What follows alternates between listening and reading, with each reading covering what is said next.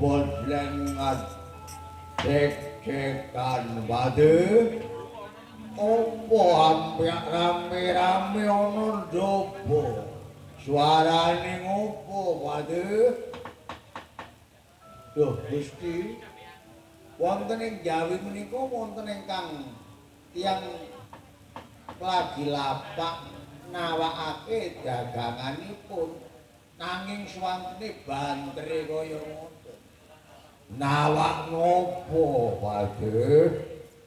Lah niku ketingale nawakaken lukisan utawi gambar wayang. Wis. Ndeken ana ing kono. Tebasen kabeh. Gambar apa wae tebasen nggih.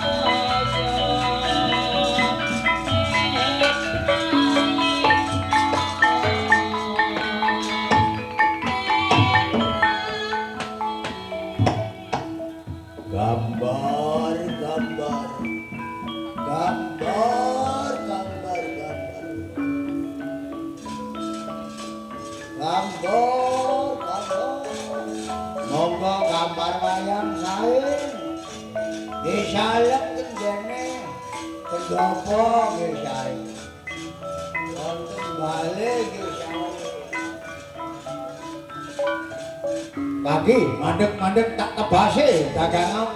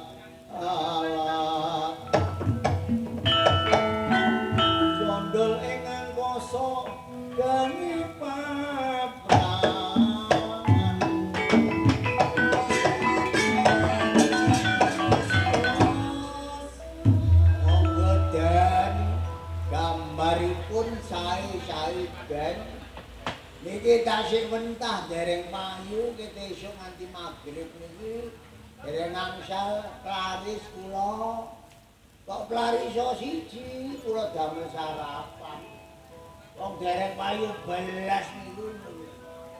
Kaki gambar apa iki? Gambar niku sak keblek niku. Gambar wayang napa mawon enten. Gambar Drupadi, enten Kunto, Anoman, Kresna, Sena, Janaka, Bathara Guru, Semar enten. Kaki, umpama aku nempil lae telu kaya kok, nempil. Lho nggih mboten napa-napa, lah wong kula niki umpami wau oleh pelaris payu siji ngoten nggih kula gawe sarapan. Niki tasih kelongkongan weteng kula. Esuk nganti surut dereng payu blak nggih kula teng sumur ngombe ngoten mawon. Lesu ketik nggih ngombe ngoten mawon. Wong dereng payu pun ambek grimis pisan. Kula tutupi plastik nempel kulon mriku. Golek wayang kena banyu lak memot ta. Kula ringkos niku. Ya Kaki, minangka rezekimu dina iki, aku tak milih telu, tak tebase telu ben kowe oleh paring. Nggih monggo. Monggo. Iki wayang apa? Lho niki wayang Janaka. Wayang Janaka. Nggih. Lah sing iki gedhe dhuwur iki wayang apa? Lho niki Werkudara niki. Werkudara. Lah sing kok tunggu iki kok lho niki Druna, Tingguni, Citrayu, Druma Gati, Dursasana, Basukarna titang sae, pendekar kusumaning bangsa. Besok Brontoyuda balike negara Ngastina ten Pandhawa merga Suryatmaja Basukarna niku tapak asta Brontoyuda ngoten. Gak boto aku. Sing boto iki siji iki. Yang pundi? Iki Janaka. Ya iku. Lah sing siji sing isore. Sing pundi? Lah iku Sena. Ya Sena. Lah sing siji isore meneh. Lah niki Kuntadewa. Ya Kuntadewa. Wis, ya piro? Ya piro? Lah sing sampean pilih niki telu Janaka, Kuntadewa, Sena, boten kula dol niki. Pun dipesen tiyang. Pun diinden. Pun diinden tiyang dadi wayang Sena, Janaka, Kunta pun boten didol. Liyane mawon Druna Sengkuni. Wayang lha niki enten wayang Putri Banawati. Enten wayang Ayu Banawati niku candrane wonge klemek-klemek tapi ngomongin kecepret ngono. Tapi wong wedok sing pinter ngapokno wong lanang. Wong lanang mesti kapok ngoten iki. Kirangan dadah apa. Wis, jare kon kepengin oleh pelaris. Wayange telu tak tuku. Siji Sena, Janaka, Kuntadewa boten niku boten kula jabe. Pun kula ringsane. Sampeyan tumbas liyane kula kek murah. Tuku siji kula kek loro, nanggap ping 11 gratis siji. Oh, dalah. Yen kaya mengkono ora oleh tak tuku, tak ora tangan daganganmu.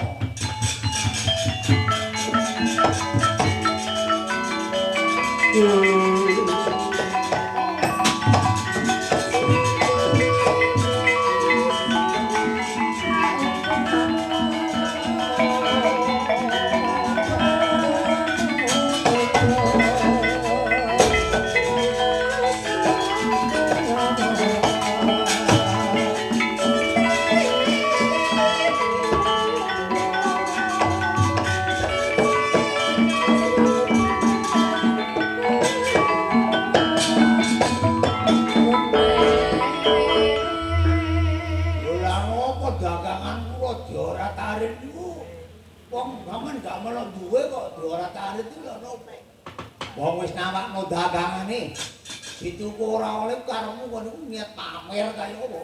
Niat pamer kaya apa? Wong tak tuku larang, njaluk piro katanya? Njaluk piro katanya? Kowe ta? Njaluk piro?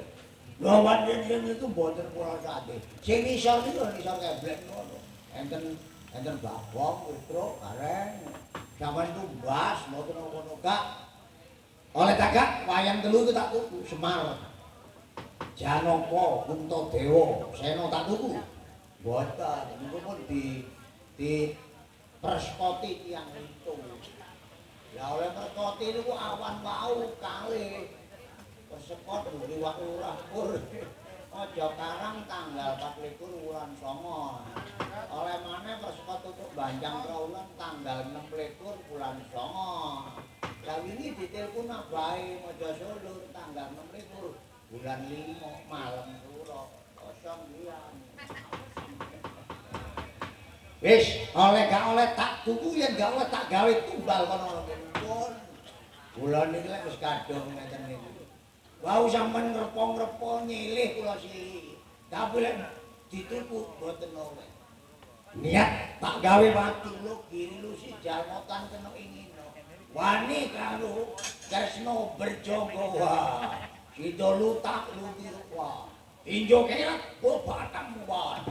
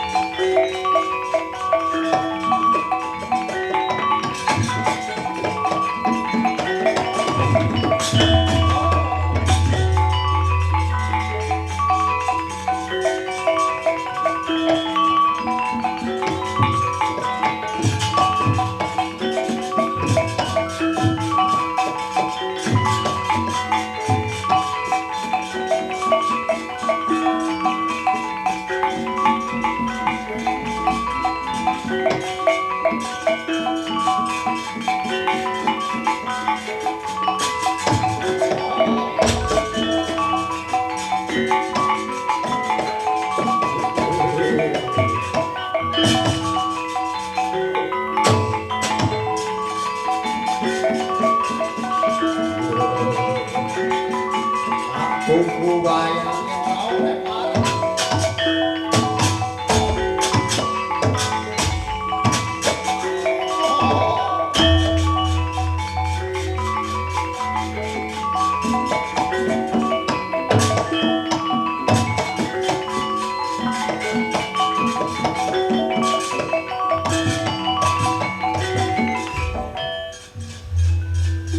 Katrita kananing Sang Prabu Nalendra ing kraton Sunggela. Prabu Nagaseta tatapaken tambine wina kasar ibarat apa brengkes. Langka godhonge mecikat isine. Ing mriku Nagaseta badhar wigar sejatine Cangyak nini permomi lan yitmo yit maning dosa muka.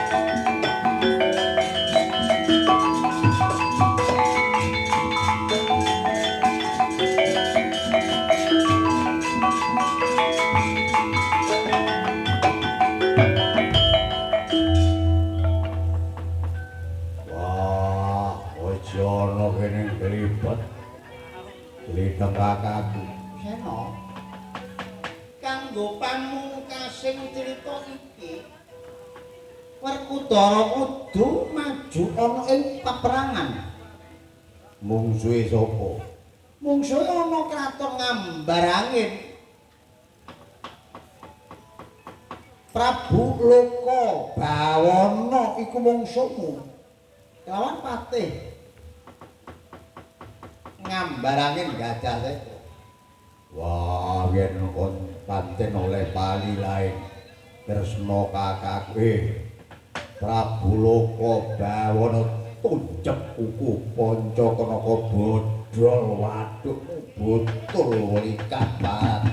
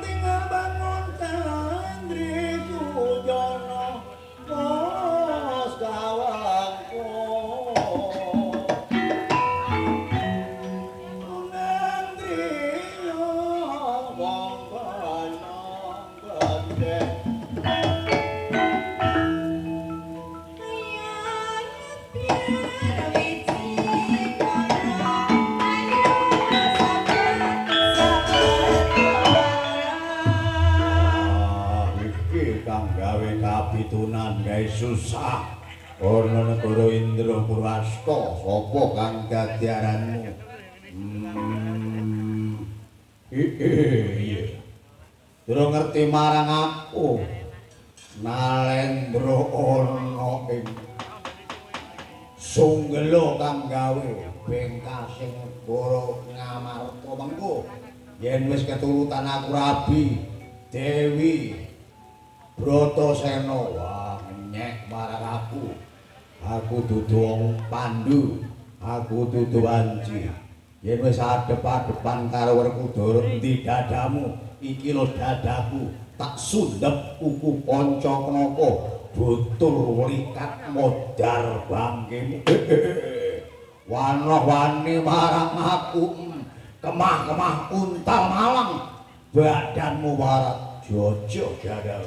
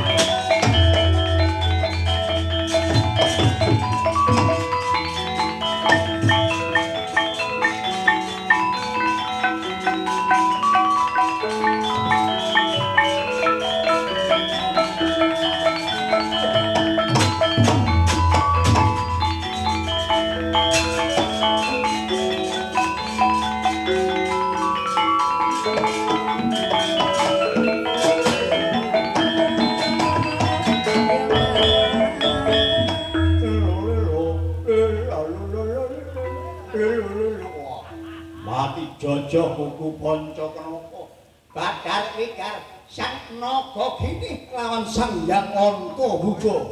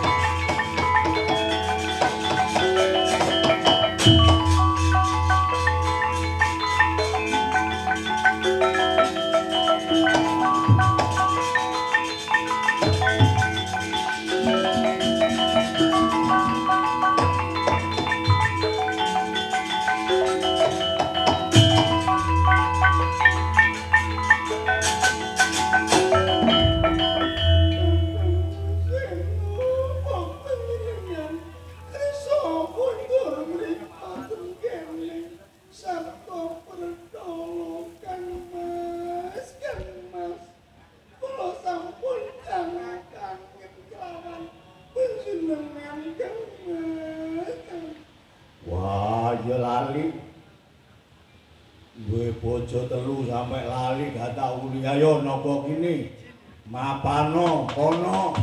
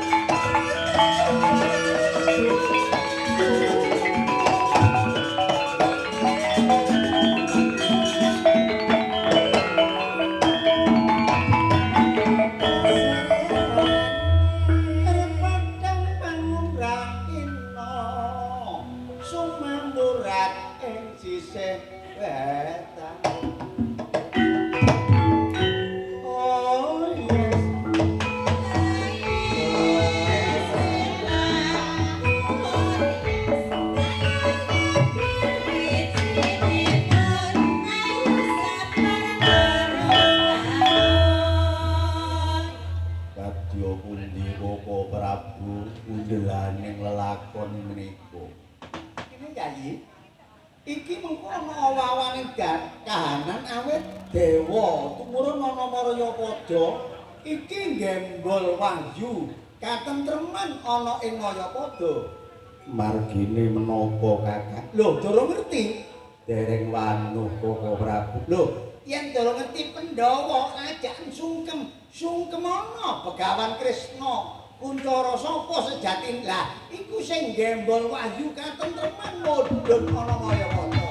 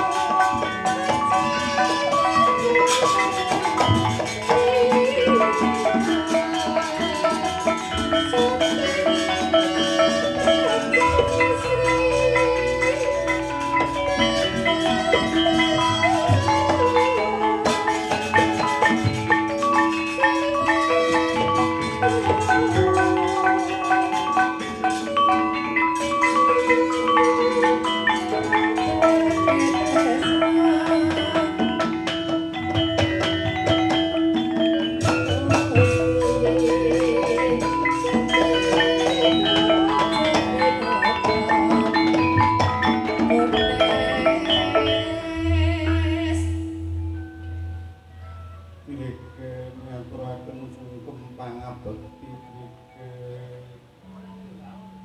kula ingkang kita ngaturaken sungkem pangabekti kula. Yang bodho wenenang sungkem utang panono.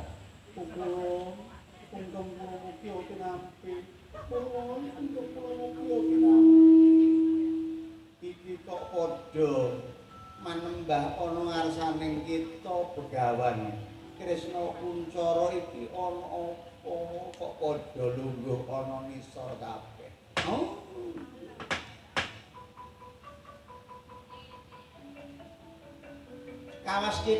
Waskitaning sang yang Wisnumurti ngutus para Pandhawa semembah sumungkem ana ngarsane Begawan Kresna Kuncara.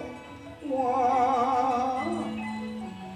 Nyata nalika semana dadya marganing kautaman Begawan Kresna Kuncara sinungkeman para Pandhawa sedayane Semar kinarya dadya paseksen.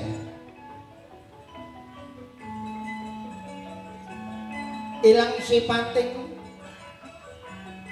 sang Begawan Kresna Kuncara katon gompa biar cahyane amadanging jagat ya raya badar igar sejatining dewa ing puncak 29 sang yang tunggal kang boyong bokor kencana isine wahyu katentreman.